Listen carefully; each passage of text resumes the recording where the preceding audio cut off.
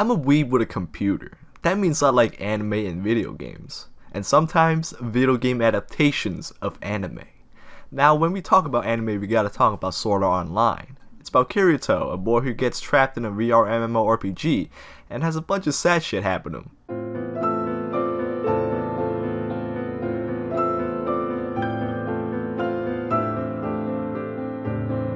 Though it's mostly just him getting all the pussy while simultaneously having a girlfriend and being overpowered as fuck.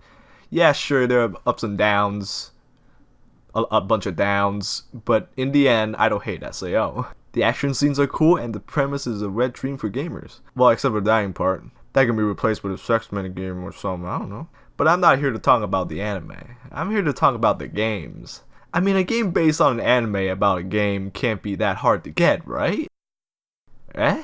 So let's take a look at Sword Art Online Lost Song. Wait, are you forgetting something? Maybe the game that came out before Lost Song? Let's take a look at Lost Song. So why am I skipping Hollow Fragment?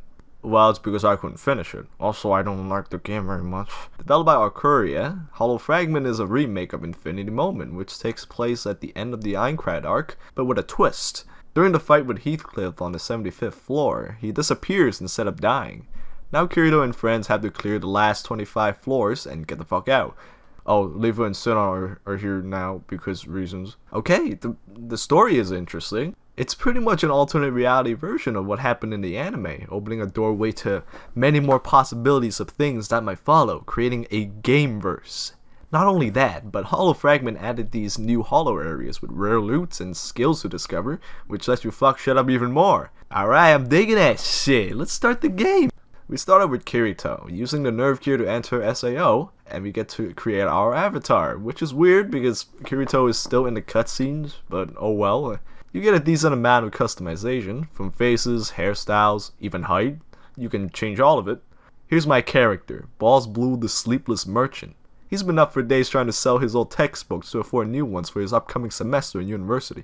After I made my character, we see Philia, an original character in the gameverse, running away from a monster before encountering Kirito, who teleports in front of her out of nowhere, just like a harem anime protagonist would. But instead of getting a face full of tits and ass, he gets a sword fight.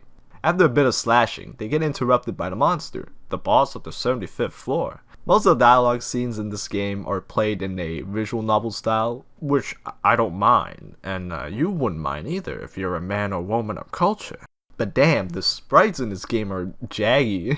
I know it's a port of a PSP game, but they could at least polish them up a bit and re-export the sprites. Anyway, without other options, they come to a truce and teams up to fight the boss. The combat makes my balls blue and not in a good way. You attack by pressing B, which consumes burst or stamina, and use skills by holding LB or RB and a face button depending on which skill you want to use, which consumes SP. To refill burst meter, you have to wait. When the risk meter is more than 2, it makes the burst meter slower to refill, so you have to switch with your party member by using down on the D-pad, which only sometimes switch positions with your party member. Why is this complicated? Why do I have to worry about so many things just to make sure I can keep hitting shit? This game plays like a turn-based RPG disguised as an action RPG. You can try to move and dodge attacks, but enemies log on to you, so if they attack, no matter where you are, they're gonna hit you. At least it looks flashy. All those pretty colors do keep me looking at the screen like a kid with ADHD. I can go on talking about all the things that tickled my ball sack with sharp nails in this game, but that takes too long. Things like unbalanced enemies, the need to praise your party members to make them like you, shitty dating dialogue system, and the amount of unexplained or poorly explained game mechanics that makes me want to throw out my own holes and go outside for the first time in weeks. I didn't like this game, but I know a lot of you out there did, and that's okay. It's just not where I want to spend my time. Alright, let's talk about Lost Song. Developed by ArtThink, SAO Lost Song is a sequel to Hollow Fragment. It retcons the Fairy Dance arc, you know, the not so good one, and turns it into another not so good one. I thought I could create my own character just like in Hollow Fragment, but it's so limited that it's not even worth using. I guess the journey of Balls Blue, the Sleepless Merchant, will have to continue in another game. Flying is a lot of fun in this game, but there's an altitude limit for half the game that prevents you from flying too far up. It really blows when a game restricts your freedom for the sake of making you feel like you're progressing later, even though you're not. It's like those shitty upgrade trees that blocks you from doing the most basic of shits, like running for a reasonable amount of time or being able to roll farther. Just don't do it.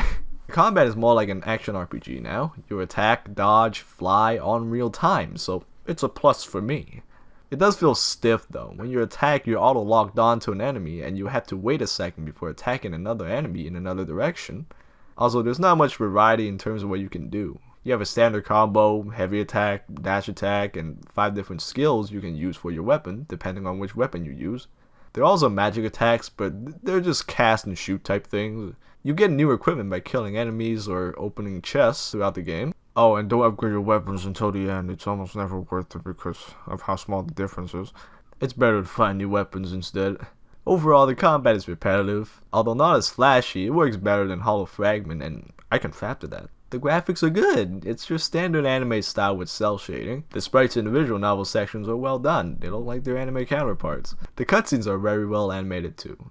The free roam areas are each distinct from each other. You get your Green Hill Zone, Dry Asshole, the Fridge, and the Devil's Basement. My problem is with the dungeons. Every room looks the same. It gets even worse later in the game because almost every dungeon has a layout of a maze. I had to look at the map every few seconds to not get lost. It would help if there are landmarks on specific locations to help differentiate from everything. The music is also nice. I don't know why, but it reminds me of Maple Story.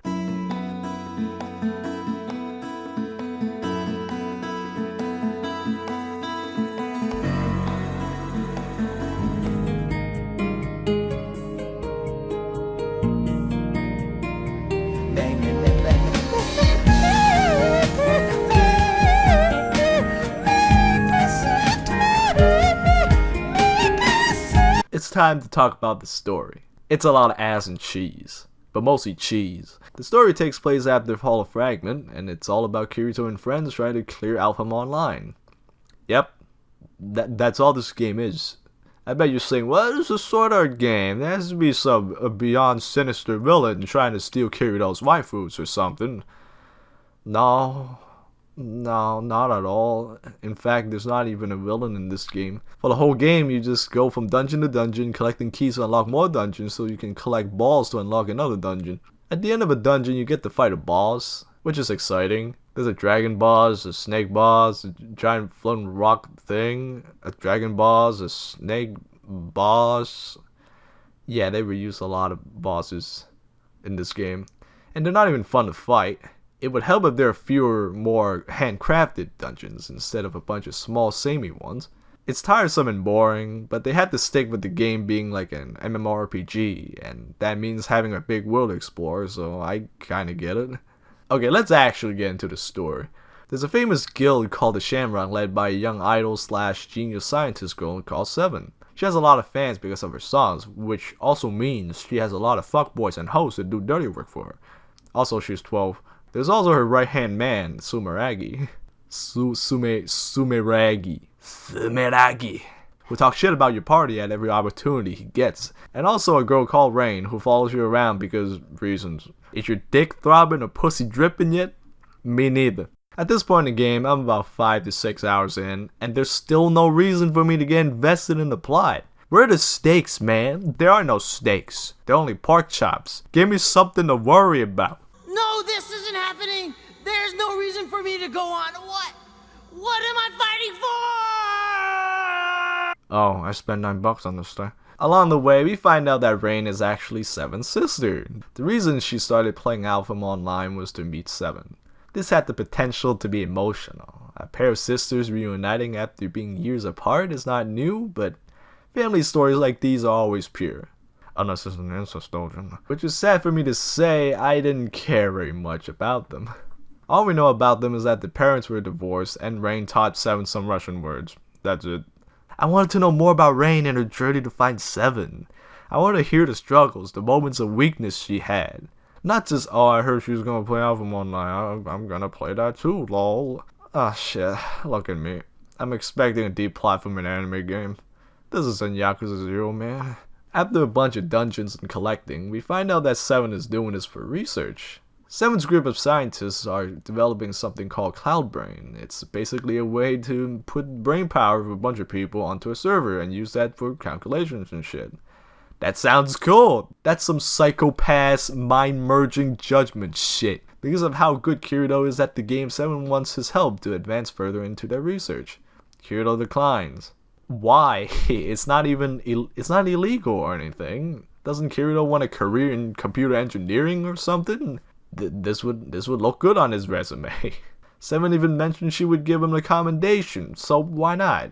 Because it's not the gamer way. He declined it because he doesn't want to play the game this way. All he had to do was help them beat a dungeon. She didn't ask you to go loot a lolly or something. I'll get you, man. So after fucking through the first half of the final dungeon, we find Sumeragi waiting for us. 7 is beyond that door and is probably doing some shit, and he's not gonna let us go that easily. Damn, this duel is gonna be sweet. Yo, what kind of moves is you gonna pull?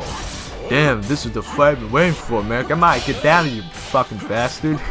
Don't be a pussy now.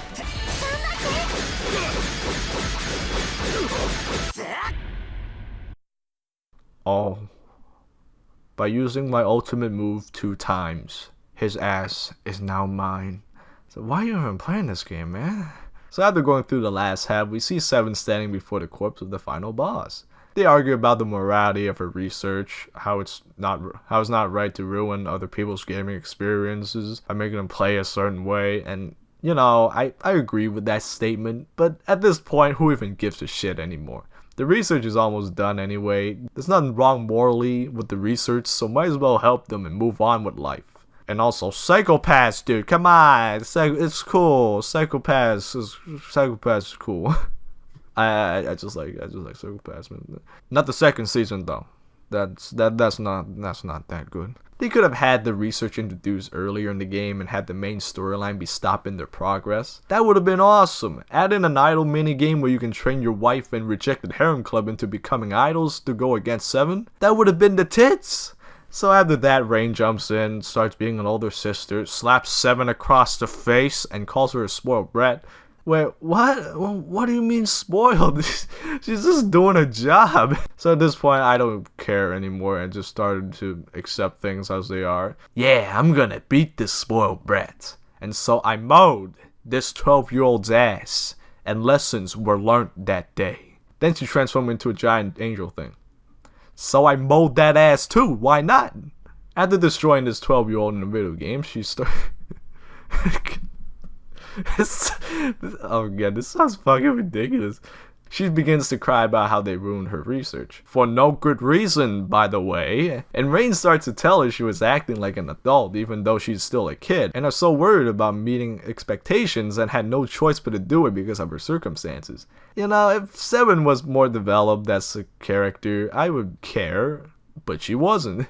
There were plenty of opportunities to do it. She goes to Agil's workshop sometimes to chat, but none of the conversations were important. All she did was talk about Cloud Brain, flirt with Kirito, and fucks off. They didn't give her much screen time at all. Oh fuck, my dick has gone limp from complaining too much. Let's wrap this up. 7 realized her mistakes, and Rain hugs her. The end. Roll credits.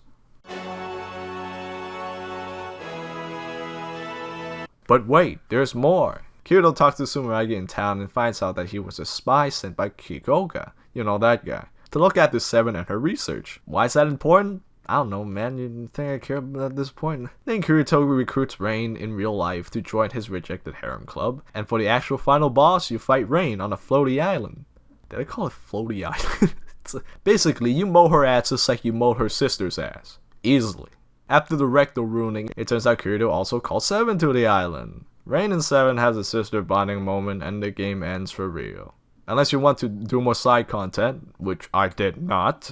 I know I've said a lot of bad things about this game, but in the end, it's just a rambling of a nerd who likes a hobby too much. If you're a fan of SAO, I think you'll get a lot out of this. The combat is simple, there's a lot of fan service, and it's not too difficult, so it's easy to get into. There are a lot of side content that I'm certain fans will love. From my Gil's cat ears, tentacle pool parties, to hand holding somebody censor that shit. So in the end, don't take this too seriously. Just relax, mindlessly mash those buttons, and just have fun with your favorite characters.